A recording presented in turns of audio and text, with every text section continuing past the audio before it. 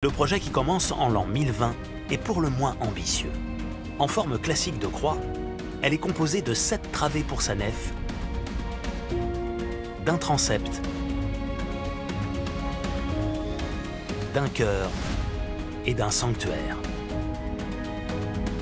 Les dimensions du nouvel édifice sont impressionnantes pour le lieu. 80 mètres de long et 20 mètres de large. Le tout, bien sûr, à construire tout en haut du rocher, à la place de l'église existante. Sauf que la plateforme établie au sommet du mont pour l'édifice antérieur est loin d'être assez grande. Comment les bâtisseurs médiévaux ont-ils fait pour construire une église dont la majeure partie repose sur du vide? Pour le comprendre, il faut s'intéresser aux fondations du nouvel édifice. Côté ouest, ils utilisent la chapelle Notre-Dame sous terre comme soubassement. Côté est, en revanche, à la place du vide, ils construisent 3 cryptes à même le rocher pour y superposer le transept, le chœur et le sanctuaire de l'église. Le chantier, qui permet d'obtenir une surface plane pour poser l'église, représente un véritable tour de force technique. Cette façon de créer une grande terrasse pour pouvoir porter l'abbatiale est quelque chose d'extraordinaire, d'unique d'une certaine manière dans l'histoire des monastères occidentaux. Il a fallu imaginer ce concept de socle, de piédestal, permettant de porter une architecture en altitude. C'est presque comme si l'église flottait sur les autres constructions. C'est du jamais vu. L'abbatiale qui voit le jour est édifiée dans le plus pur style roman, avec des arcs arrondis que l'on appelle des arcs en plein cintre.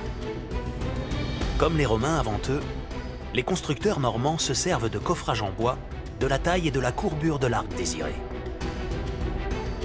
Chaque pierre est ensuite placée sur la structure et scellée aux autres à l'aide de mortier. Puis, une fois que tout est sec, ils retirent le coffrage. Celui-ci est ensuite réutilisé pour construire un nouvel arc, et ainsi de suite.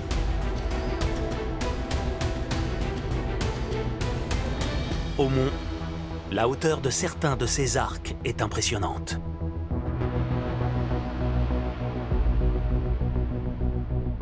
Construit principalement en granit, une pierre très solide mais aussi extrêmement lourde, l'édifice engendre une poussée énorme. En d'autres termes, le poids de la voûte est tellement important qu'il exerce une force horizontale sur les murs et menace de faire s'effondrer l'édifice. Pour remédier à ce problème, des arcs de décharge sont là pour répartir le poids de la structure. Permettre de répartir le poids de la toiture qui repose sur le sommet du mur sur les piliers et pas sur la totalité du mur, ce qui permet d'ailleurs d'ouvrir le mur avec de grandes fenêtres et des tribunes à l'étage en dessous. Pour l'époque, le résultat est très moderne. 60 ans après le début des travaux, en 1080, l'église romane est terminée. Mais le chantier est loin d'être fini. Deuxième étape, édifier des bâtiments pour la vie quotidienne des moines bénédictins. Alors au mont, on ne peut pas construire à l'horizontale, on ne peut pas construire dans le vide, on ne peut pas construire sur la mer. Ils ont donc eu l'idée très novatrice d'encastrer les bâtiments monastiques dans les murs de l'église au sommet. C'est absolument incroyable. Comme le stipule l'une de leurs règles extrêmement strictes, les moines bénédictins doivent vivre coupés du monde. Ils ont ainsi l'interdiction formelle de croiser les pèlerins. Au Mont Saint-Michel, où l'espace est réduit, les cryptes et les couloirs jouent donc le rôle de passage secret et permettent aux religieux de se faufiler dans ce labyrinthe en toute discrétion. La construction d'un tel monstre architectural met en branle toute la région. Pourtant, malgré tous les efforts des bâtisseurs, les difficultés inhérentes à l'environnement du mont entraînent de graves problèmes. Le vrai problème, c'est l'humidité et c'est le climat. Le mortier il est fait avec du sable, de la chaux et de l'eau, et il a besoin d'un temps sec et relativement chaud pour prendre. Et donc, malheureusement, c'est pas toujours simple, dans un lieu qui est entouré par la mer, l'humidité arrive, donc ça explique aussi les effondrements. À plusieurs reprises entre le XIe et le XIIe siècle, l'abbaye perd effectivement une partie de ses constructions. La pire catastrophe survient en 1120, en pleine nuit de Pâques, lorsque l'intégralité du mur nord de la nef s'effondre. Ce sont les arcs constituant l'armature du mur qui ont lâché. On constitue des arcs qui sont à peine clavés, qui sont à peine constitués de pierres enchâssées les unes dans les autres, et qui tiennent parce qu'il y a du mortier de chaux et un système de cailloux, de cailloutis qui sont noyés dans ce mortier. Cette technique de construction ne garantit pas une très bonne résistance au temps. Aujourd'hui, quand on bascule dans le bas-côté sud de la nef, on peut voir les arcs identiques à ceux qui ont lâché parfaitement en place. On voit à quel point ils sont déformés par le temps. Les ouvriers s'attellent immédiatement à la reconstruction de ce mur, mais ils vont travailler différemment. Les voûtes des arcs, plutôt que d'être remplies de chaux, sont désormais constituées de pierres parfaitement clavées, c'est-à-dire encastrées les unes aux autres, permettant à l'arc de ne pas se déformer avec le temps.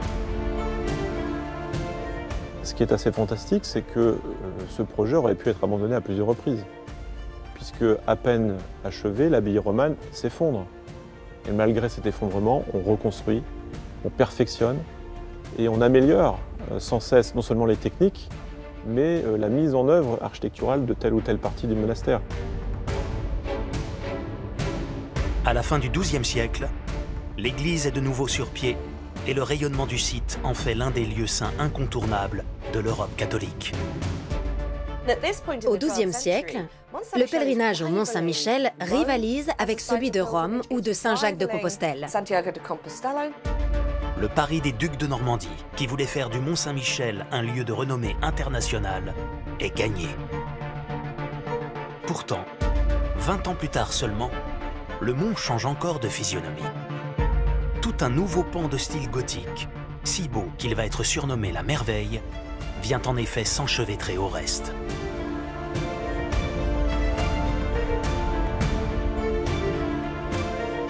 Encore une fois, la raison est historique.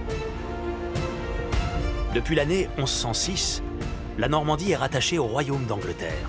En 1204, le roi de France, Philippe Auguste, veut reprendre le duché infidèle. Il confie à ses alliés bretons le soin de s'emparer du Mont-Saint-Michel et ces derniers, en incendiant le village, mettent également le feu au monastère. Le mont redevient français, mais il est très abîmé. Il faut donc réparer les dégâts. Ils reconstruisent le mont de manière grandiose, comme pour s'excuser de l'avoir détruit. Mais ils y voient aussi une opportunité. En le rendant plus grand, plus beau qu'il ne l'était auparavant, alors il redevient un atout, et donc un moyen d'attirer les investissements financiers des pèlerins au Mont-Saint-Michel et dans tout le duché. Seule solution, construire sur le côté nord, sur la pointe extrême du mont, à la merci des vents violents sévissant dans la baie. En moins de 20 ans, c'est un véritable gratte-ciel médiéval qui est édifié. 18 ans de construction pour un résultat assez époustouflant, puisque les bâtisseurs vont décider de donner aux bâtiments monastiques des proportions absolument hors normes. On est vraiment dans l'ostentatoire. Après 1204, quand on décide de construire la merveille, on est dans un siècle extraordinaire. C'est celui des cathédrales. Et donc, la merveille, c'est en quelque sorte un chantier de cathédrale gothique. Si les bâtisseurs du XIIIe siècle peuvent réaliser un tel exploit architectural aussi rapidement et dans cet endroit difficile d'accès, c'est parce qu'ils disposent de moyens financiers conséquents. Et qui dit argent, dit main-d'œuvre qualifiée et engins de chantier perfectionnés. Une donnée très importante pour hisser les matériaux à 80 mètres sur le mont avant de travailler à des hauteurs encore plus élevées. À de nombreux endroits, on peut observer des trous dans la pierre que l'on appelle des trous de boulin.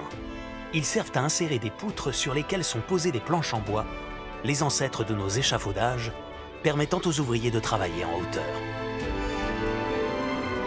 Des monts de charge, par exemple, des engins de levage actionnés par des treuils ou des grues à cage écureuil permettent quant à eux d'acheminer les pierres et les matériaux nécessaires à la construction.